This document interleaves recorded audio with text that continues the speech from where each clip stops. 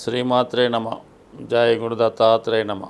ఈ వీడియోలో మనం మకర రాశి వారికి జూన్ 1వ తారీఖు నుంచి 15వ తారీఖు మధ్యలో జరగబోయే పక్ష ఫలితాలు ఏ విధంగా ఉండబోతున్నాయి అన్న విషయాన్ని పరిశీలిద్దాం.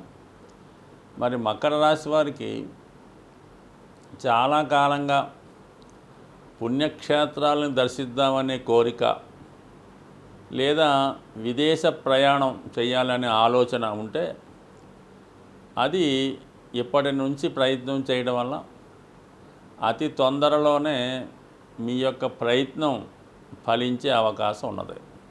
అలాగే మరి ప్రస్తుతం ఈ పక్షం నుంచి కుజుడు ఈ రాశి వారికి చాలా అనుకూలంగా రావడం జరిగింది. ముఖ్యంగా చతుర్థ స్థానంలో స్వక్షేత్రగతుడై రుచిక మహాపురుషయం అనే యోగాన్ని ఏర్పడడం జరిగింది.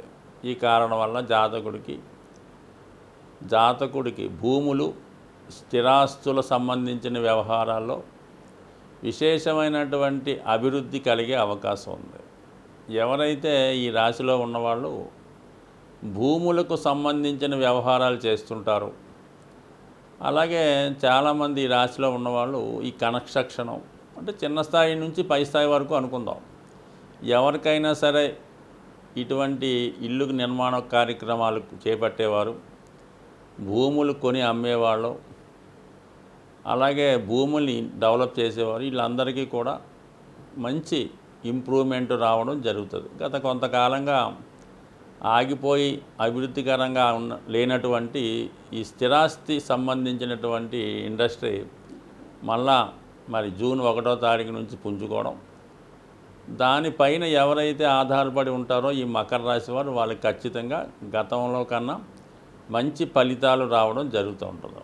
సో అలాగే మరి గృహ నిర్మాణం కానీ, ఇంటి స్థలం కానీ, పొలం కానీ కొనుక్కొని అందాం అనుకున్న వారికి ఈ రాశి వారికి ఏదైనా భూమి లాభం కలుగుతుంది, సొంత గృహం ఏర్పడుతుంది. మొత్తం మీద చాలా మంచి ఫలితాలు కుజుడి ద్వారా రావడం జరుగుతుంది. అలాగే కొంతవరకు ఏంటంటే ఏదైనా డిస్ప్యూట్స్లో ఉన్న భాగస్తుల మధ్య పంపకం కాకుండా ఉన్నటువంటి స్థలాలు కానీ, పెద్దల ద్వారా రానటువంటి కానీ ఈ సమయంలో మీకు రావడం జరుగుతుంది. దాన్ని మీరు ఇంప్రూవ్ చేసుకోవడం, జాగ్రత్త పెట్టుకోవడం, మొత్తం మీద భూములు కలిసి వస్తాయి. ఇక ఉన్నత విద్యాయోగం ఏర్పడింది. 5వ స్థానంలో విద్యకి సంబంధించినటువంటి గ్రహాలు ఏవైతే విద్యకి కారణమవుతుంటాయో బుధుడు, రవి, ఒక అద్భుతమైనటువంటి బుధాదిత్య యోగం 5వ స్థానంలో ఏర్పడింది. దానికి రాష్ట్రాధిపతి శుక్రుడు కూడా అక్కడ ఉండడం వల్ల ఖచ్చితంగా పిహెచ్డీలు కానీ, ఉన్నత పీజీ కోర్సులు లాంటివి చేస్తుందాం అనుకున్న వాళ్ళకి, అలాగే ఏదన్నా ఒక మంచి ఇన్స్టిట్యూట్లో ఎంట్రన్స్ రాస్తున్నటువంటి విద్యార్థులకి, అలాగే మరి విదేశ విద్య కొరకు ప్రయత్నం చేస్తున్న వారికి కంపల్సరీగా వారు పోటీ పరీక్షల్లో అభివృద్ధి చెందే అవకాశం ఉంది. ముఖ్యంగా ఎవరైతే వారు టాలెంట్ రుజువు చేసుకొని వాళ్ళలో ఉన్నటువంటి సామర్థ్యాన్ని ప్రూవ్ చేసుకునే ప్రయత్నంలో ఉన్నారో వాళ్ళకి ఇది ఒక మంచి అవకాశం.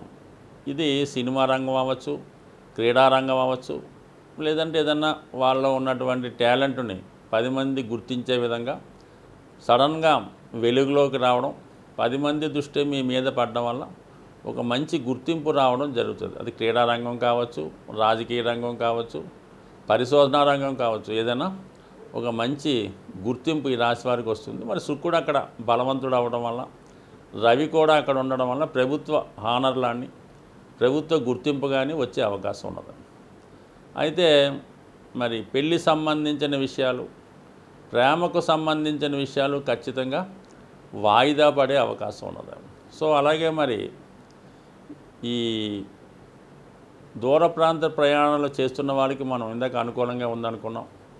సో అలాగే మరి ఈ శుక్రుడు స్వక్షేత్రంలో ఉండడం, ఈ రాశి వారికి యోగకారకుడు అవ్వడం, మరి ఎప్పుడైతే మనకి ఈ 10వ స్థానాధిపతి 5లోకి వచ్చాడో, సో అలాగే మరి శనితో కేంద్ర దృష్టి ఏర్పడడం, ఇవన్నీ కూడా జాతకుడికి వృత్తి మారదాం అనుకున్న వాళ్ళకి ఒక విధంగా place of change, job change కూడా వచ్చే అవకాశం ఉంది. అలాగే ప్రభుత్వ వ్యవహారాల్లో ఉన్న వాళ్ళకి, ఏదైనా ప్రభుత్వ ఉద్యోగస్తులకు కానీ ఏదన్నా మరి వాళ్ళు ట్రాన్స్ఫర్ కోసం ప్రయత్నం చేస్తున్నా, ప్రమోషన్ కోసం ప్రయత్నం చేస్తున్నా ఈ సందర్భంలో మరి అంటే 5వ స్థానం అనేది మన కోరికలకు సంబంధించినటువంటి స్థానం.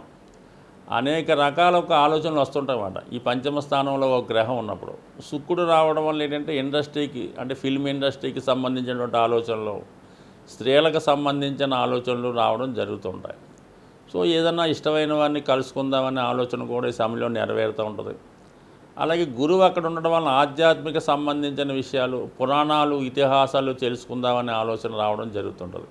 సో ఆ విధంగా ఒక మంచి గురువుని కలుసుకోవడం వల్ల మీకు పురాణాల్లో ఉన్నటువంటి సందేహాలు తెలుసుకోవడం కానీ, దాన్ని ఇంకా ఇంప్రూవ్ చేసుకోవడం కానీ జరిగే అవకాశం ఉంటుంది. అంటే బుధుడు అక్కడ ఉండడం వల్ల క్రీడారంగం మీద, ఈ జోదం, స్పెక్యులేషన్ మీద, ఇటువంటి ప్రేమ వ్యవహారాల మీద మనసు మళ్ళుతూ ఉంటుంది. అనేక రకాల ఆలోచనలు జరుగుతుంటాయి.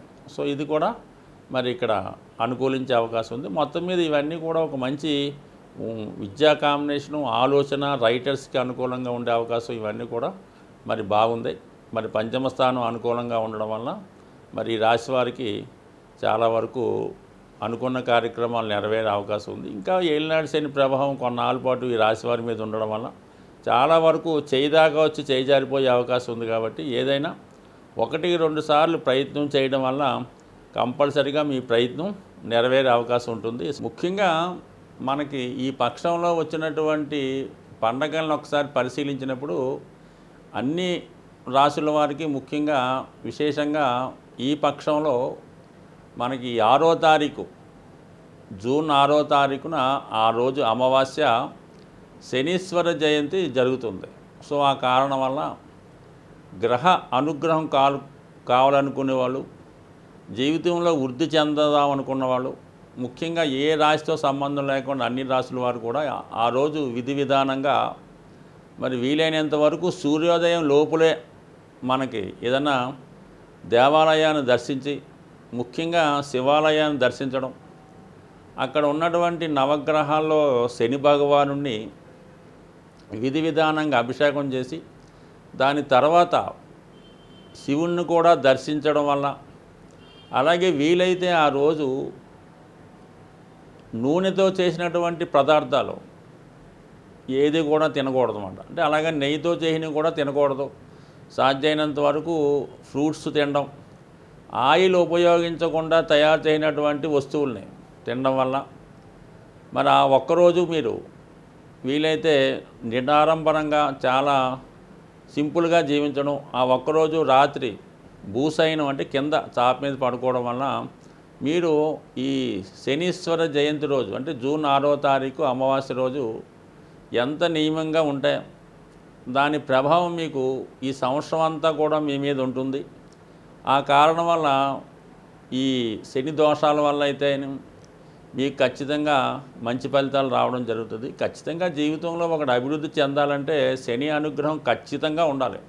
శని అనుగ్రహం లేనిదే జాతకుడు ఏది కూడా చేయలేడు. వివాహం కానీ, ఉద్యోగం కానీ, సంపాదన కానీ ఏది ఉండాలన్నా ఖచ్చితంగా శని యొక్క అనుగ్రహం తప్పనిసరి. శని యొక్క అనుగ్రహం కోసం అందరూ కూడా మరి ఈ జూన్ 6వ తారీఖున వచ్చినటువంటి శని జయంతిని విధి విధానంగా చేయడం అన్నది చాలా ఖచ్చితమైనటువంటి నియమం. తప్పనిసరి కూడా ఎవరైతే శాస్త్రాన్ని నమ్ముతారో, ఎవరైతే నవగ్రహాలను నమ్ముతారో వారు ఖచ్చితంగా చేయండి. అలాగే మరి అంతకు ముందు రోజు వచ్చే 5వ తారీఖు మాస శివరాత్రి రోజు కూడా విధి విధానంగా మరి వీళ్ళని బట్టి ఆ రోజు శివుడికి అభిషేకం చేసుకోవడం వల్ల కూడా శని యొక్క దోషాల నుంచి బయటపడే అవకాశం ఉంది.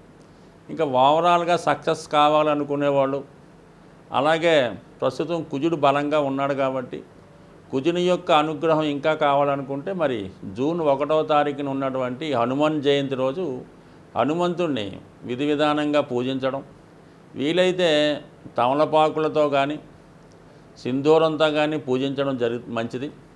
ఆ రోజు మరి ఉపవాసం ఉండడం కానీ, విధి విధానంగా నియమంగా ఉండడం కానీ, హనుమంతుని ఉత్సవాల్లో పాల్గొనడం వల్ల సక్సెస్ అన్నది చాలా సులువుగా సంపాదించవచ్చు.